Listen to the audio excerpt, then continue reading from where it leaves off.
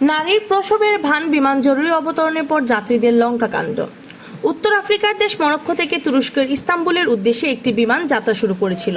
মাঝপথে স্পেনের আকাশে থাকার কারণে ওই বিমানের এক নারী যাত্রীর প্রসব বেদনা শুরু হয়েছে বলে ভান করেন। পরে বিমানটি স্পেনের বার্সেলোনার এলপাত বিমানবন্দরে জরুরি অবতরণ করেন। অবতরণের সঙ্গে সঙ্গে বিমানটি থেকে অন্তত 30 অভিবাসী দৌড়ে বিমানবন্দর থেকে পালিয়ে যান।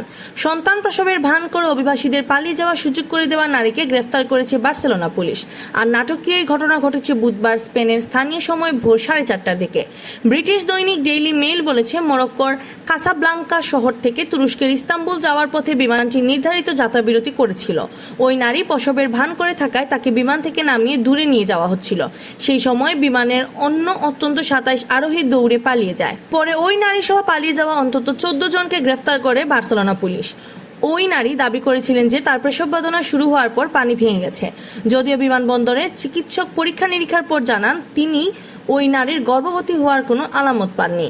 ডেইলি মেইল বলেছে, গ্রেফতারকৃতদের মধ্যে 5 জন স্বেচ্ছায় বিমানে ফেরত আসতে রাজি হয়েছে। তুরস্কের পেগাসাস এয়ারলাইন্সের PC-652 ফ্লাইটে এই নাটকীয় ঘটনা ঘটে। এর আগে গত নভেম্বরেও কাসাব্লাঙ্কা থেকে ইস্তাম্বুলীয় একটি বিমানে একই ধরনের একটি ঘটনা ঘটেছিল। এই সময় কাসাব্লাঙ্কা থেকে ইস্তাম্বুলগামী বিমানের মরক্কান এক যাত্রী ডায়াবেটিসের কারণে অসুস্থ হয়ে পড়ার ভান করেন। পরে বিমানটি মজরকা দ্বীপের পালমা বিমানবন্দরে জরুরি অবতরণ করলে সেই ফ্লাইট থেকেও 20 জনের বেশি যাত্রী পালিয়ে যান।